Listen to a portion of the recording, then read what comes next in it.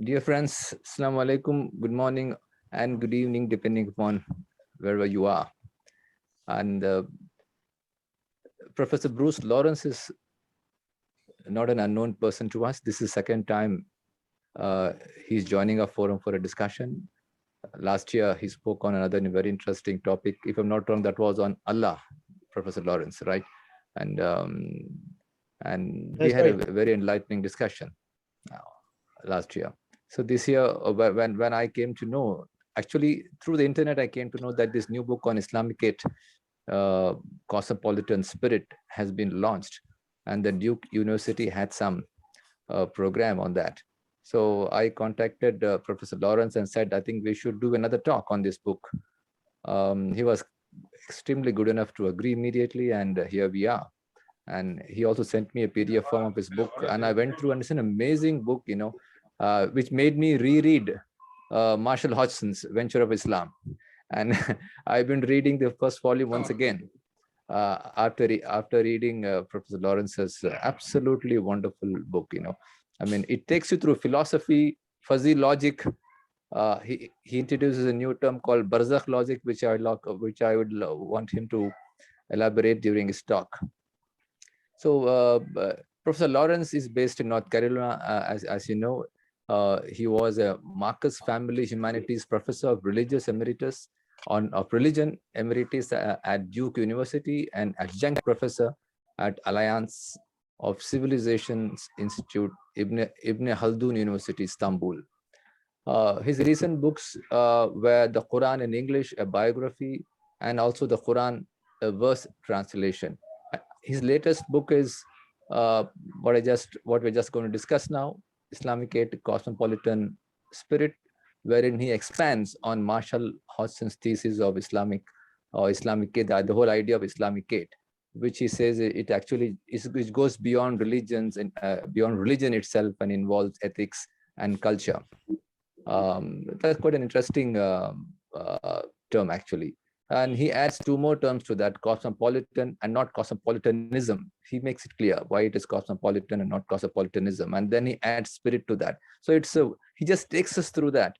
It's a wonderful, I was really thrilled reading the book, and, inshallah, I'm planning to review that for a major publication in India, inshallah, very soon. So Professor Lawrence, since we have actually, we are a bit late in our start, so I don't want to lose more time. And in talking about the book myself, so I would rather leave the mic to you, and you please take over from here on. Welcome, Professor Bruce Lawrence. Thank you. Well, thank you, Faith, and all my friends, both from India and elsewhere, and even some of my current students. And I want to especially call out Rajiv Kumar, who technically my student. I also feel I'm learning from him every day, and many things that he does on behalf of Ummalan Green, which is based in Istanbul, but also related to Bihar and to many other parts of the world. So thank you, Rajiv, for being present, and thank all of you in the FAIS for organizing this. I want to say that I never imagined when I started my scholarly life, or even when I was in the midst of it, or even when I came towards the latter years, I never imagined I'd be writing a manifesto.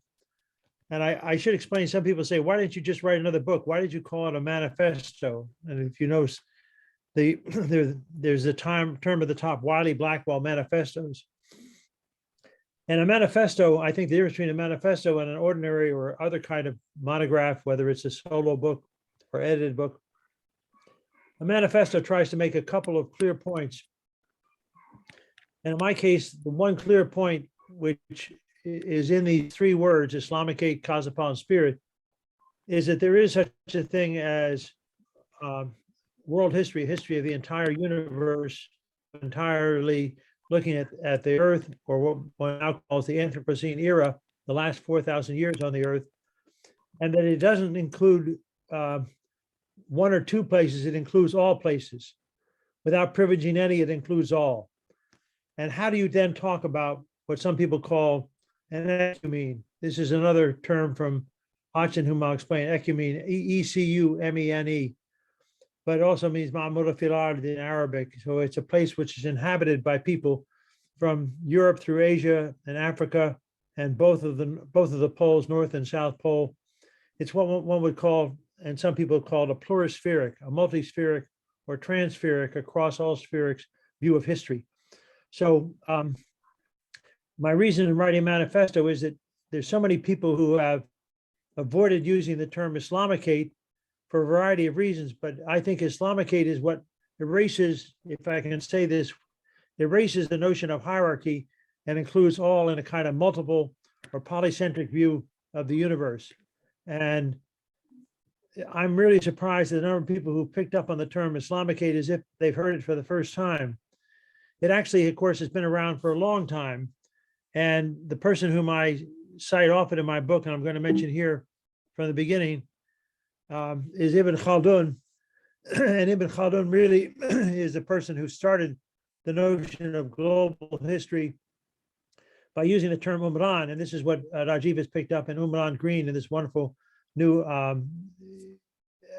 initiative that he has begun to think about education for young women, for girls from the time of the very age of their going to school up through high school, and even through college and graduate school. So there's a sense in which Umran encompasses civilization, includes women as well as men, includes rural as well as urban, includes all parts of the world and not just simply one part.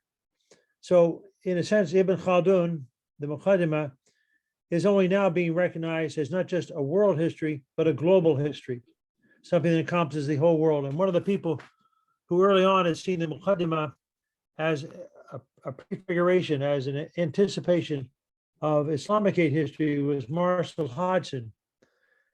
And so for those of you who may not know of him or may know of him only slightly, I do this slight background where I quote from actually somebody who didn't like him. So often when you want to know about somebody, you don't read his friends, you read his enemies, or you read his critics rather than those who are showering praise on him. So one of the people who criticized him was Saul Bellow, a very famous writer from Chicago, where Hodgson also lived and taught and worked. So in a book called To Jerusalem and Back, Saul Bellow said about Hodgson, he was always soaked in his subject, thoroughly pedantic. He had no informal manner, always and everywhere the same earnest, theoretical, high-minded, stubbornly virtuous. Well, it's nice to be earnest and theoretical and be high-minded, but what I prize in Hodgson is that he was stubbornly virtuous. He didn't simply talk about ethics, he tried to practice ethics. And so what I enjoy most about his approach to history is he calls it the venture of Islam, because venture is something that it's not the goal of Islam, it's not the outcome of Islam, it's not the glory of Islam, it's the venture of Islam. It's something that's ongoing, it never ceases to have more to do. And so he called the venture of Islam, but then the subtitle, he called it Conscience in History. So conscience is the inner working of one's own self-purpose is what motivates history. And he did this in 3 phases. And all these were books, by the way, published posthumously. And I should tell you that Hodgson died in 1968, and his book, 3 volumes, was not published until 1974. So what happened in the interim 6 years? Well, there was actually a man who had been a colleague of his who recognized the importance of what Hodgson had done. And he dedicated 6 years of his life to editing, promoting, and finally publishing the 3 volumes of Venture Islam. His name is Reuben Smith. And most people have never heard of Reuben Smith, but Reuben Smith is his own guiding force who understood the moral and as well as the intellectual and cosmic vision of Hodgson. And so he put together these 3 volumes, The Classical Age, which is volume 1, the middle period. Hodgson doesn't like the term medieval, neither do I, and we can talk about that or just leave it as it is. It's much better to talk about the formative or classical, and then the middle period, which is the one that Hodgson prizes the most, the middle period, which would go roughly from 900 to 1800, it'd be almost 1,000 years, the middle period of Islamic or Islamicate history. And then finally, the modern period, which starts with the gunpowder empires, and it's because of the technology of gunpowder that in Hodgson's view, you have the Safavid, Mughals, and Ottomans, each rivaling each other, but also expanding and able to conquer their own immediate rivals in order to become the major empires of the pre-modern or late middle period in Islam, the Safavid, the Ottoman, and of course the Mughal, which again, Hodgson being attentive to words, would rather not call them Mughal because that means Mongol, when there was in fact a strong Turkic element in all of the rulers of the period that we call Mughal history. And so Hodgson prefers to call it Indo-Timur because from the time of Humayun on back, all of the great Mughals defined themselves as the Timur or the Timurids, going back to Tamerlane and the end of the 13th, beginning of the 14th century. So this is the venture of Islam. This is Marshall Hodgson. And now, very briefly, I promised Faye I wouldn't miss half an hour, so I can't spend as much time as I'd like, but it's amazing the number of people, some of them very well-intentioned and obviously better bred than I am and have more experience than I could ever have. When they think of Islam, they always think of Arabia and they say, well, there's Islam in Arabia and then there's all the rest. Well, I am one who honors the Prophet Muhammad and honors the legacy of Arabic and honors Arab contribution to world history. But I have to quickly add that we would know nothing about Arabic, the wonderful Arab prophet, the Khatam al-Anbiya of Muhammad, or the rise and the ascent and the development and expansion of Islam. We would not know about it if Arabic had not expanded, included Persian, and Persian not expanded, included Turkish and Urdu and Swahili and Indo-Bahasa, Bahasa Indonesia. So in ways of thinking about linguistically or territorially, my colleague and friend from the University of Chicago, John Woods, did a map in 10 parts, which starts out not in the Middle East, because that, of course, is a modern term from the 19th century, which he calls instead Western Asia, which includes what today people call the Middle East, but also extends across North Africa to Southern Europe, which is Southern Spain or Andalus, includes Iran, includes Anatolia and the Balkans from an early period, but also includes South Asia. So really within 100 years of the death of the Prophet Muhammad, you have Islam appearing in all 5 of these periods, starting in Western Asia or Arabia, but also including the Maghrib and Al-Andalus, also including Iran, the Caucasus, Anatolia, and of course El-Hind, which was the name for all of South Asia, including, of course, parts of what is now Bangladesh and Myanmar, Southeast Asia. But then you have as well a further development that includes Central Eurasia, and that includes the regions that are now claimed by China and the terrible lot that's falling to the Uyghurs, who are part of Central Eurasia. And then you have the expansion of Islam in large parts of China. And then you have West Africa. That's a whole nother history, but it goes on at the same time. You have East Africa, the Indian Ocean. And finally, you also have Southeast Asia, what I call in my book, because people, I don't have enough time to elaborate this, but let me just say that every historian is prejudiced.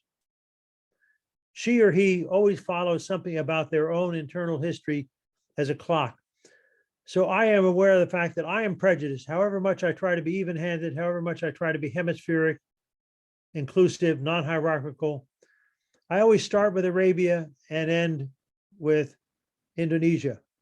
But in fact, if one lives in what I call Islam Nusantara, the archipelago, which is number 9 down there, and even the map contains a lie, because if you notice the dark colors to which your eye is rapidly drawn, the purple in Iran, the orange, red in Anatolia, or even the different color purple in South Asia, or the dark in West Africa, all these immediately capture the eye, but Southeast Asia is gold. So it kind of fades from the side. It's on the periphery in the map, but it's also on the periphery in the eye and the mind. But in point of fact, if you come from Southeast Asia, it is not the periphery or the outlier, it is the core or the center. And so I prefer to call it Islam Nusantara. Nusantara is a term that refers to this entire region.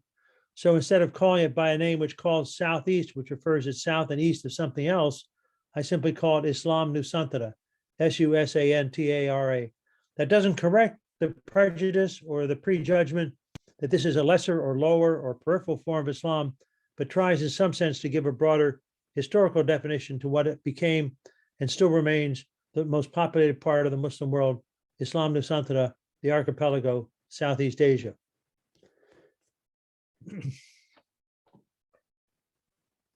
I won't spend too long talking about this man, but I had to put his picture after Hodgson because he was a very influential contemporary scholar. He only died recently, less than 10 years ago, but he wrote a book called What is Islam? The Importance of Being Islamic that came out 6 years ago now. And then he tries to argue really how long it's not Islamicate, there's only Islam and Islamic. And he argues that Islam and Islamic encompasses every period, but the major period for being Islamic, what he calls the importance of being Islamic, while it's important in different periods, the crucial period is 1300 to 1850. So he doesn't even really pay much attention to Islam before 1300, and he almost totally ignores it after 1850, but he thinks in this 500-year period, you have the core of what is Islam. So I call this a deconstructive theory. Faison mentioned that I use philosophy. I try not to overuse it, but I have to use the term deconstructive because it means you deconstruct what exists in a theory that tries to use new terms. And of course, Hodgson in his own way is a deconstructive theorist.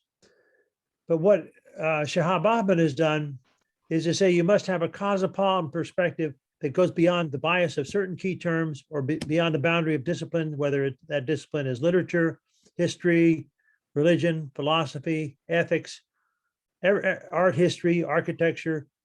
You must go beyond your own boundaries. And he tries to do so in a book that's very long, 700 pages. And I'm not going to spend a long time on it because I'm here to talk about Islamicate, which he dismisses as a term that doesn't include enough of religion. And I think that Hodgson does the reverse. He tries to expand religion instead of narrow it. But what Shihab Ahmed says is you must have everything outlined as pretext, what happens before the text. And of course, there's a play on the word pretext. A pretext is also an excuse, a reason to do something. So you have the pretext, the text, and then another play on words, the context, what happens within the text. So it's a very text-oriented approach. It only looks at high literature. It expounds coherent contradictions, and it's dedicated, and this is what prompts me to include it in my talk on Islamicate Cosmopolitan Spirit. While I admire and use the book of Shihab Ahmed, I remain puzzled by his dedication. He says, for my parents who raised me in the Islam of their cosmopolitanism and in the cosmopolitanism of their Islam. So I appreciate contradictions. I myself, as Faye said, and as Najeeb knows well, believe that there is one important seeming contradiction, Barzakh, which I think has its own logic, Barzakh logic, which goes beyond contradiction. But this here, reference to Shihab Ahmed's dedication, where he says the Islam of their cosmopolitanism and the cosmopolitan of their Islam, by most readings, and I've talked to students of his as well as people who knew him, and they said he always felt that Islam, the Islam which he knew, came out of the cosmopolitan disposition of his parents. And without the cosmopolitan disposition, there would not be the Islam that he's talking about in the book. So in one sense, he has really undercut the notion that Islam by itself stands. There's cosmopolitanism, which I call Islamicate Cosmopolitan, that precedes any notion of Islam. So I think one has to go back to time frames. I don't believe that any historical periodization is absolute, that is to say, immovable, fixed for all time and all places. But Hodgson had a notion that there was something called Islamicate civilization that began before the birth of the Prophet Muhammad and before the rise of Islam. It began during the Byzantine and Sasanian empires, so around 500. And then because he himself recognizes that you're very bad if you try and do history of your own time, he stops in 1950, even though he's writing in 1960s. So he does 500 to 1950, which he calls the period of Islamdom or Islamicate civilization. And I said, my problem with Shihab Ahmed is he totally ignores the period before 1300. He says the period before 1300 is when Islam is still taking shape. It's not really cosmopolitan yet. I would argue that the cosmopolitan and a cosmopolitan ethos has been in Islam from the beginning. And it is only when one acknowledges how it shaped and reshaped itself over time that one understands the nature of Islamicate civilization. So I put these two together, that for Hodgson is 500 to 1950, for Ahmed is 1300 to 1850. And so my own reckoning in Islamicate Cosmopolitan Spirit, I agree with Hodgson, but the only place where I disagree with him, and I think we all need not to disagree with him, but to part company with him, is that unfortunately he didn't live to see the development of what he described in Islamicate civilization. But what we have today in 2020 and now 2022 is the Islamicate Cosmopolitan Spirit. So this is the map of the world. How do I describe the Islamicate Cosmopolitan Spirit? I have it, the Nile to Oxus to Hodgson, just to give you an idea that Hodgson believed, and I also believe, that you cannot have a map that only shows land, you have to emphasize water. And to do this in his description of the early period of Islam, he called it the Nile to Oxus period. So going from point in Egypt, which is part of Africa, although it's linked to Arabia and the Middle East, the Karman province, Egypt is really part of Africa, from the Nile to the Oxus in Central Asia. So that for Hodgson was the major early region. This contrasts with Shahab Ahmed,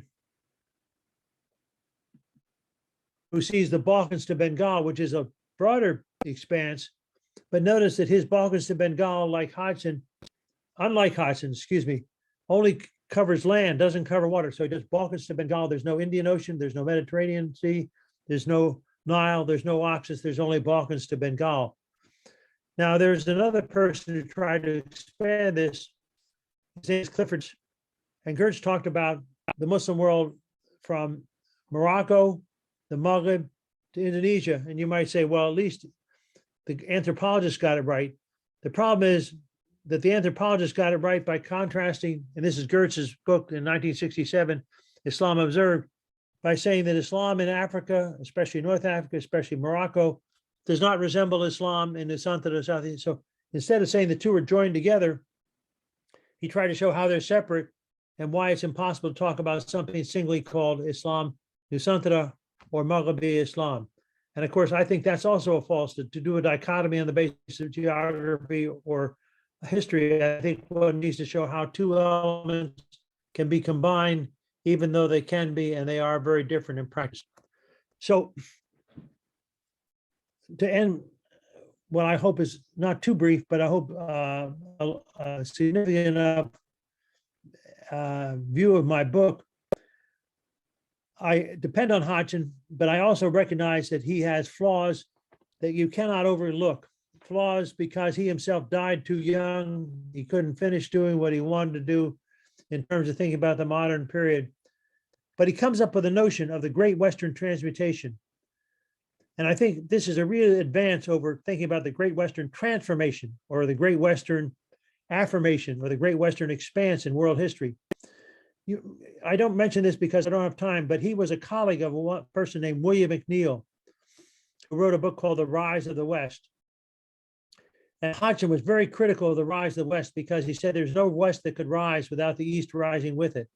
That the West and the East are like, again, a barzakh. They're two parts of the same puzzle of modernity. And so instead of calling it the Great West or the Rise of the West, he called it the Great Western Transmutation. It was a slight change, not a major and not an unerasable or unchanging notion of Western greatness. So it's not what is Western, but what is the force of Western in the numerous theoretical studies of modernity, and how does it apply beyond the West? Some of you know me, those whom I've had the privilege of teaching in Istanbul know that I rely on a major economic historian named Huri Jahan Islamoglu. And this is a picture of Huri. Since I've shown pictures of a lot of men, I should show a picture of a notable woman. And this is a very notable woman, Huri Jahan Islamoglu. And the reason I show her in Delhi instead of in Turkey is not because I knew Rajiv or Faiz or Musa would be online and they would appreciate a reference to India.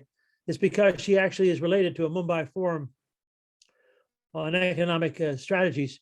And she herself is very wed to Indian interests and perspectives in her work. But what I really prize is an essay she did in a book that came out in 2012, a book called, again, a Wiley Blackwell, but this time it's not a manifesto. It's a companion to world history.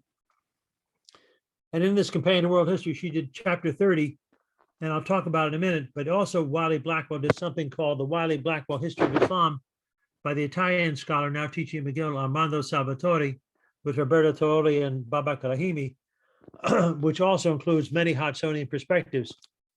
But Hudi, who was one of Hodgson's last students, she was studying with him in Chicago when he died in 1968. She's written in this chapter 30 of the 2012 book, can we write world histories that are genuinely world histories? In other words, it can have the name, but doesn't actually have the reality of being world history. And then she says, a genuine rethinking of world history implies transcending binaries of West and non-West, Europe and non-Europe, pre-modern and modern. It implies questioning the identity or identification of modernity with the West, which sees all institutions emerging from Western history as representing universal attributes of modernity that are merely imported, adopted, or resisted by non-Westerners. So that's the view that she opposes, that Hurri Jahan Islamulu opposes. And in its place, she puts this, that for Hodgson, all the regions throughout Eurasia, and by the way, Hodgson never used the term Middle East. When he wasn't talking about Nile to Oxus or talking about Islamdom or the Ecumene, he would talk about Eurasia or Afro-Eurasia. He believed in using the geographical terms and not associating them with a specific region by definition of direction.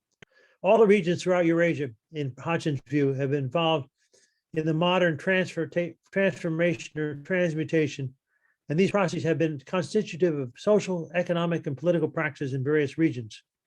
So it's how you respond to the core issues and the challenges of modern history that account for different historical trajectories. So the role of the historian, this is actually now paraphrasing Hurri, the role of the historian is how do specific trajectories manifest themselves as at once contingent and consequential.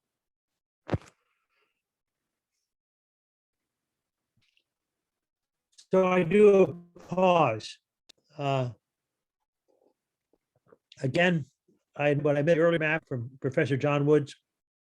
This map, which stops in the year 1700, and the reason I stop it in 1700 is because it shows how a mere 320 years ago, 322 years ago, if you looked at Muslim lands by 1700 and those lost by 1700, a lot of Central Asia and Southern Europe were lost, but there were significant places throughout Africa, Eurasia, the middle part of the Muslim world, and then all the way down into Southeast Asia, or what I call Nusantara Islam, but also significant parts of China.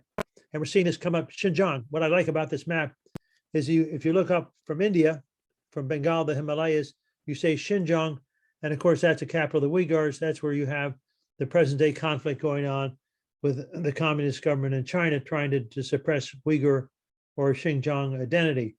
And that was part of the Khanate of Kokhan. So you have already less than 300 years, or roughly 300 years ago, you still have significant parts of Asia, both South, Central, West Asia, but also Africa, North Africa, but also West Africa, and the whole coast of East Africa, including Madagascar, as under Muslim rule or Muslim influence. So what is the legacy of all this? The legacy, and this is where I don't privilege elites, but I note, as does Hurri, this is her phrase, that the history of Islamicate civilization really is the history of elites channeled through non-elites. So you have what she calls, this is her quote now, the Sisyphus-like struggle of Muslim elites, bureaucrats, warriors, merchants, industrial partners and workers and scholars to seek solutions to multiple historical challenges. Non-elites matter, but it's elites who dominate the civilizational kaleidoscope that's been etched over time and space and called Islam or Islamicate. And these have also been channeled through empires. So the elite pursuit of a moral life continued in empires after the Mongol invasions. New ideas of statecraft developed in Islamicate societies. And these ideas exceeded the borders of Muslim majority empires and became part of the larger streams of world history. So the final point is not only do elites matter, empires matter, but also following Hodgson, the GWT, the Great Western Transmutation, marks an open-ended vision of history. And in its latest phase, Islamic societies persist, even if Islamic civilization as a coherent whole seems to have perished, or at least to be floundering. So my final statement, and then I will open up to responses and questions and dialogue with the rest of you. I don't ignore Hodgson's bias due to his time that he lived. He was a product of the Cold War. I actually shudder to think that the Cold War is something we thought was behind us when the US and the Soviet Union were fighting each other in the 1950s. And the people like myself, who was very young in the 1950s, thought we were growing up into a world that was dominated by nuclear warfare. Now in 2022, I almost feel as if we've entered a new chapter of the Cold War, but that's something else for another discussion. That if we'd had this talk a month ago, I would not have said, I think we're on the brink of a new Cold War, which has the threat of being a hot war. But now find ourselves once again fighting the demons of Western exceptionalism and anti-communism.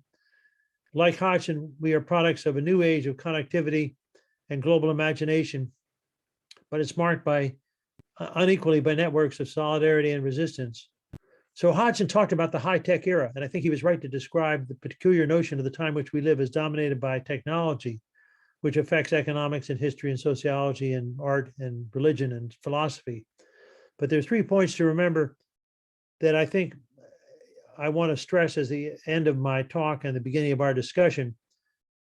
That the first thing to note is that water matters also.